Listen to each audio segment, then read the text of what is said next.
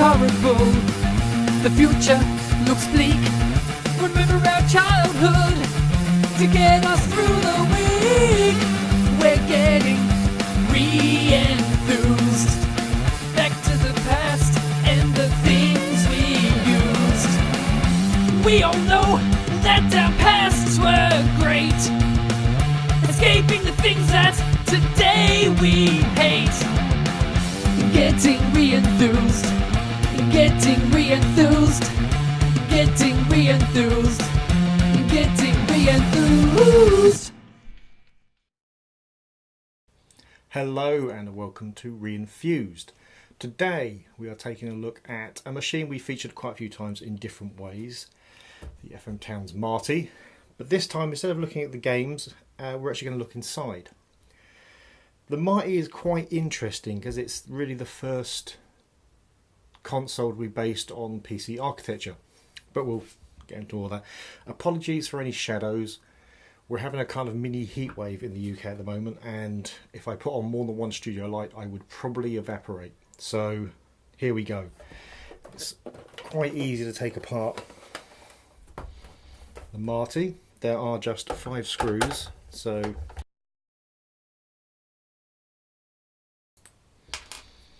and one in the centre.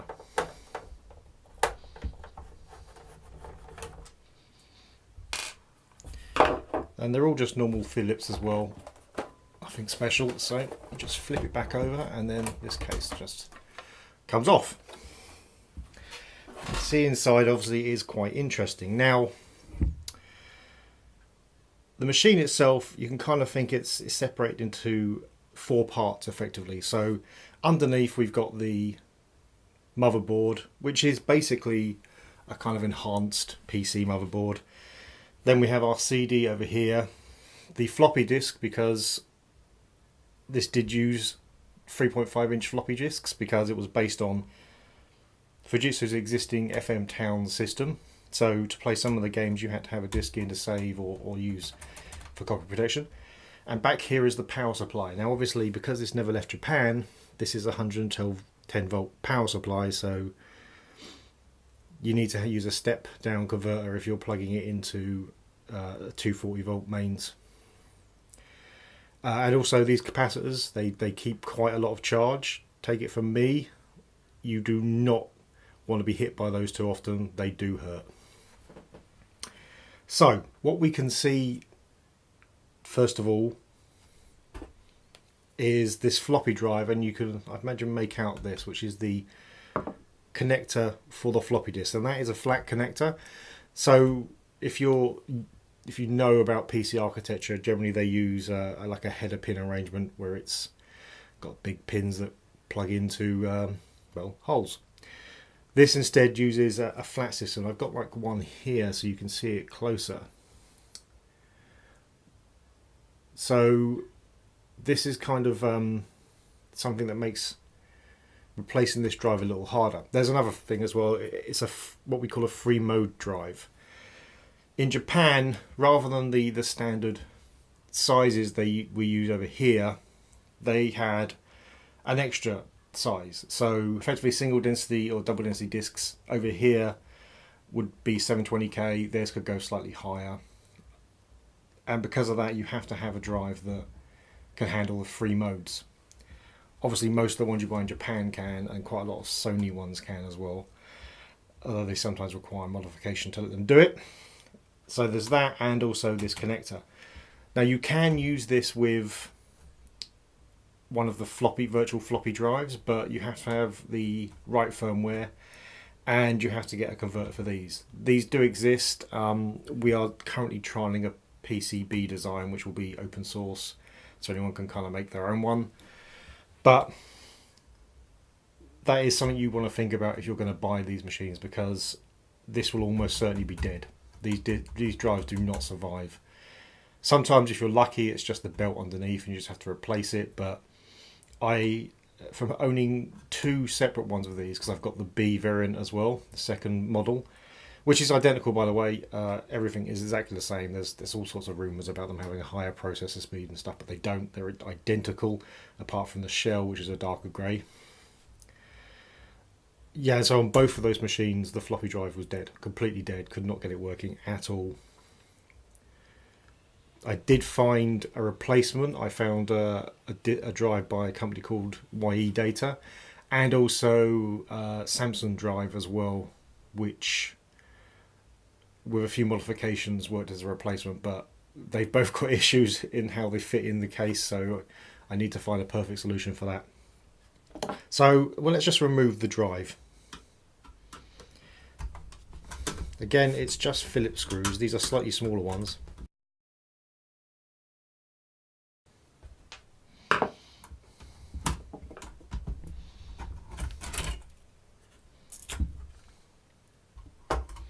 So yeah, as you can see, it's very much just a standard floppy disk. You'll notice that there's no belt on this one because it finally broke, and I took the replacement out to try in the other drive. Again, it didn't work because there wasn't that problem. And here's the flat cable that comes with it.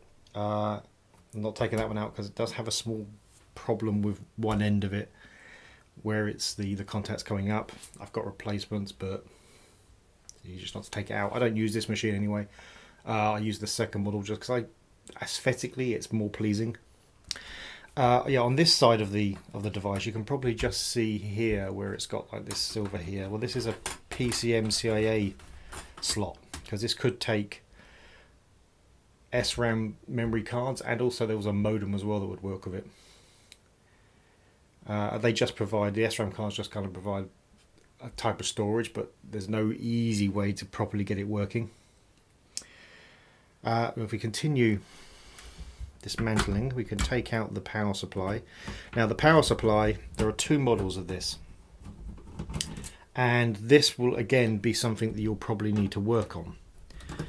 The caps in it are not particularly good quality, and so they tend to go, and you'll know that they're going because the CD-ROM drive will start to play up and stop reading.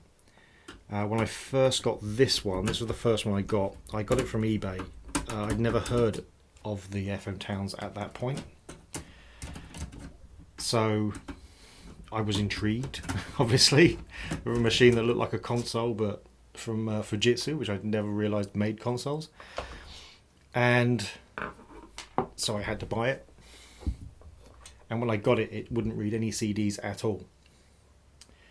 So I searched online. There's actually very little information, but I found out there's a French company called Console 5. I think they're French, and they actually sell cap kits for it. And so I bought the cap kit from them and replaced it, and yeah, and now the CD-ROM works perfectly. Yeah, so there's two types of these. So this one, get this in shot. Over here it says Eastern. And that's one of the types, and the other type, whose name I cannot remember, sorry, but is in the Model 2, has a slightly different set of caps, so you have to make sure you check that before you buy any cap kits for it. Right, now this whole assembly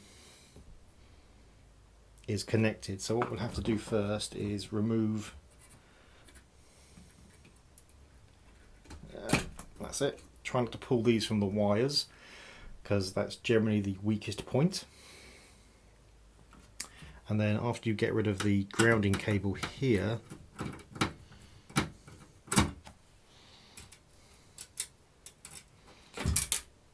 and drop the screw somewhere deep inside, thankfully magnetic screwdrivers, then the CD mechanism just comes off, which is really good. This is very much designed as a modular system, so it's quite easy to take apart. You'll see here these are obviously repaired cables, because the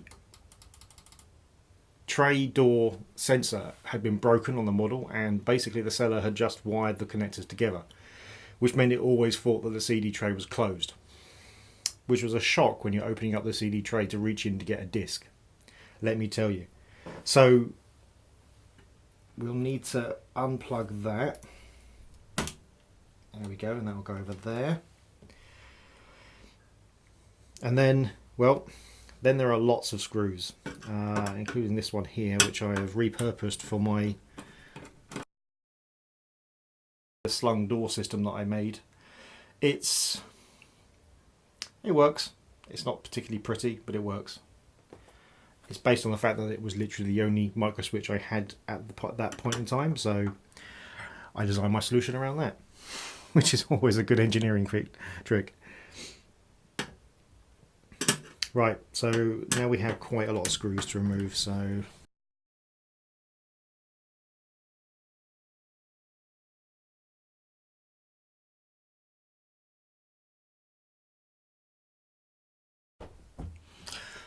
here it is disassembled. Yeah, quite a lot of screws in the end. So it is basically just a PC motherboard. Again, as I mentioned earlier, this is the Pcmcia Slot over here. This little AMD chip that you may or may not be able to see here. I don't know if I can zoom in on that. Oh, there we go. So this here AMD chip is actually the processor, which is a 386 running at 16 megahertz. Again, exactly the same as the Model 2. There's a lot of sites out there claiming that the 2 was a 486, but it's exactly the same chip and exactly the same clock crystal. It runs at entirely the same speed. It's got exactly the same. You could literally take the motherboard out of one and put it in the other and it'd be identical. Yeah, this over here is entirely normal. When I say normal, what I mean is I haven't done that. That's what it was like, so that's a bit of a massive bodge job. Yeah, it's a YM60638 down here from Yamaha, so that'll be the sound chip. This is it's got quite a good graphics and sound system built in, so you can kind of think of it like it was a kind of lower to mid-range PC of the time with graphics and sound. So it was quite powerful. For the time, certainly it was quite powerful. It would have, had it been given a bit more of a push, it would have certainly held its own against the consoles of the time. It maybe have struggled slightly when the PlayStation came out. It wasn't great at 3D graphics, although it wasn't bad either. There are some 3D titles for the FM Towns that run on this, and they run okay. So it's a real shame that this just didn't make it. But the first model was massively overpriced, which is unsurprising given what's inside here and the price it would have cost you, what it would have cost you to make a PC with these specs at the time. Fujitsu then released the Model 2, again the same machine in a different case, but they took the advantage of dropping the price right down in an attempt to get sales.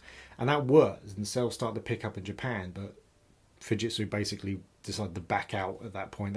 They'd lost too much money with this one, and they weren't willing to risk anymore. There's a whole Japanese business law that's been named after them called Marty's Law, which is literally you can't make a success of something unless you actually sell it. So it's definitely got that part of history. But this is it's a fascinating machine. It's very powerful for the time. It's obviously the first of the PC-based games consoles, predating by a long way the original Xbox, obviously. It's also the first 32-bit console. It came out before the 3DO did. I mean, you can argue that because the 3DO came out worldwide, whereas this only came out in Japan, but the simple fact is it came out first. So it's the first 32-bit console, and also the first console with built-in CD-ROM, so not as an add-on. So it had a number of firsts to its name, but it just didn't get the love, it didn't get the advertising. I think if Fujitsu had just risked it and just pushed it out to international markets, I think this would have had a very different console market now. Right, that's it. If you want to know more about the Towns Marty, we've done quite a few videos because I am slightly obsessed with these machines. If you like this video, please hit like. If you really like this video, please hit subscribe. If you didn't like it, let us know why and we will try to improve. Thanks very much.